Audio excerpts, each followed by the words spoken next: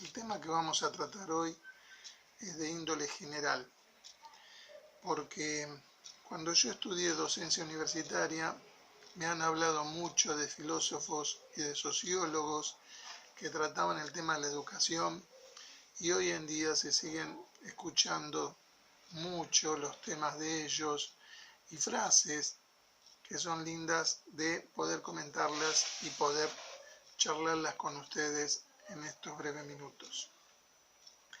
Fines del siglo XVIII, fines del siglo XVIII, principios del siglo XIX, el siglo de la Iluminación. Sapere aude, decía Immanuel Kant, un filósofo que muere en el año 1804. Atrévete a pensar, porque lo principal, lo primordial para este filósofo de aquellas épocas era que el ser humano tenía que buscar una perfección, no podía quedarse en su condición de humano, porque el humano sin educación era un animal más en el mundo. Entonces tenía que educarse para perfeccionar la condición de humana. Y para él había tres razones sobre el tema de la perfección humana. El hombre llega a ser hombre gracias a la educación. El hombre tiene que educarse para salir, como dijimos, de su condición a esa perfección.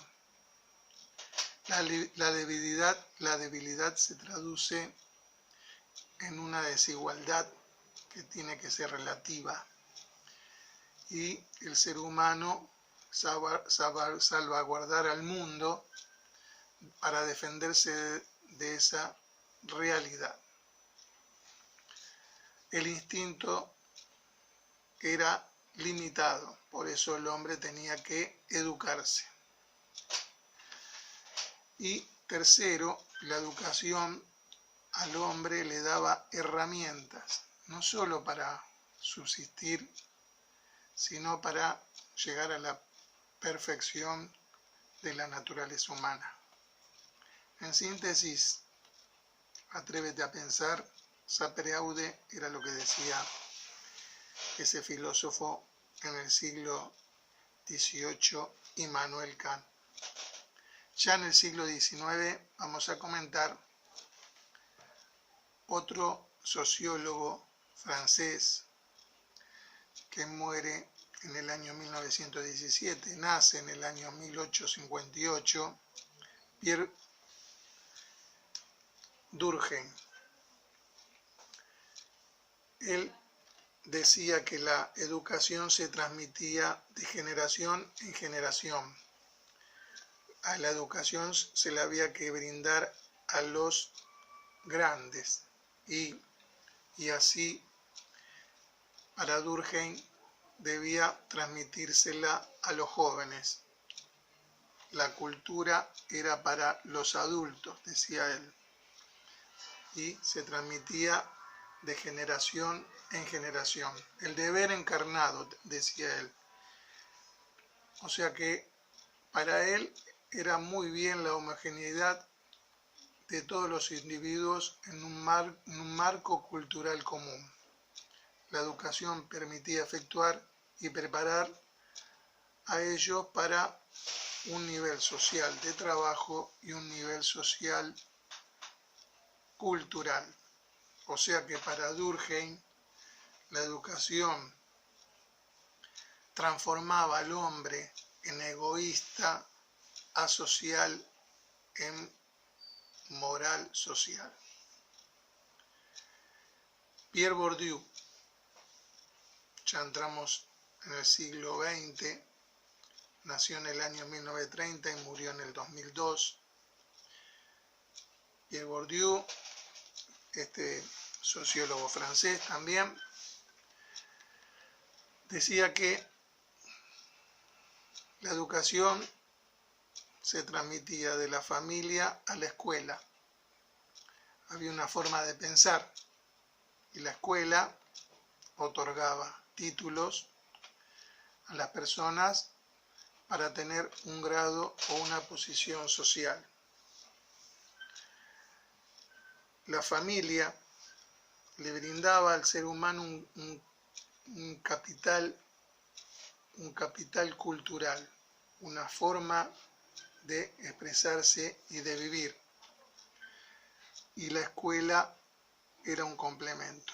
Pero él vio que existía un problema con la educación, que hasta el día de hoy existe. La violencia simbólica. La violencia simbólica que no solo hoy en día se habla de violencia simbólica en la educación, sino que está metida en todos los ámbitos. Tal es así de que hasta hace poco se sancionaron leyes sobre violencia doméstica y violencia de género.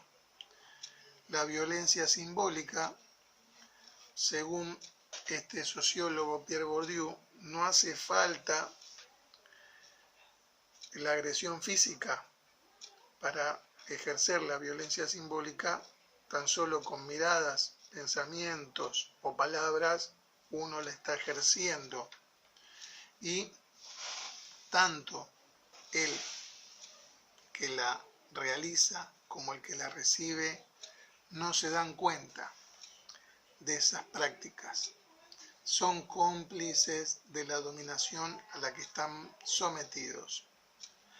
Por eso él decía en sus libros que la violencia simbólica no era con agresión física.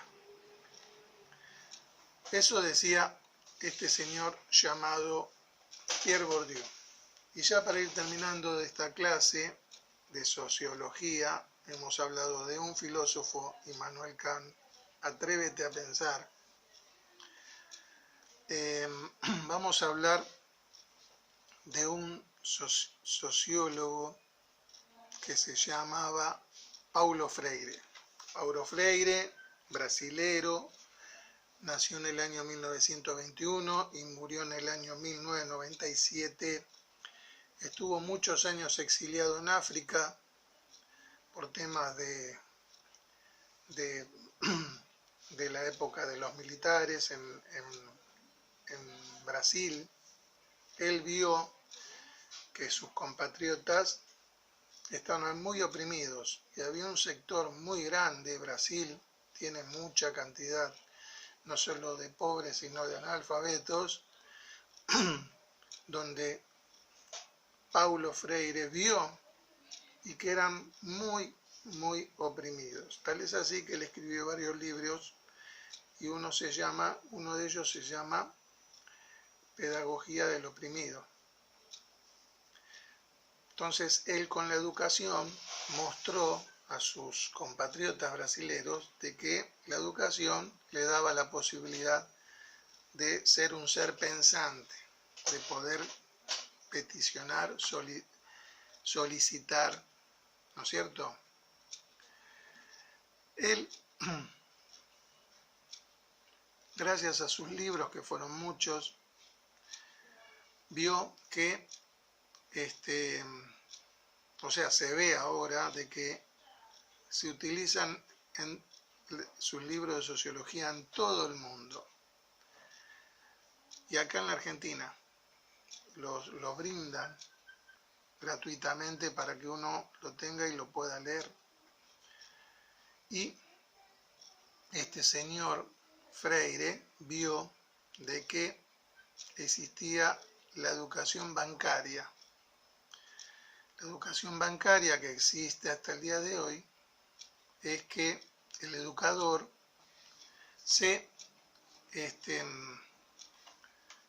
es un proceso que le da a la persona, al educando, en la forma de que le deposita contenidos en su mente y el educando los acepta dócilmente. O sea que el que tiene la única verdad es el educador.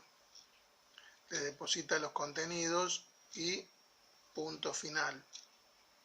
Eso vio Paulo Freire en la educación bancaria. Entonces él dijo que tenía que existir la educación liberadora o dialógica, que tiene que haber un ida y vuelta, un intercambio entre el educador y el educando.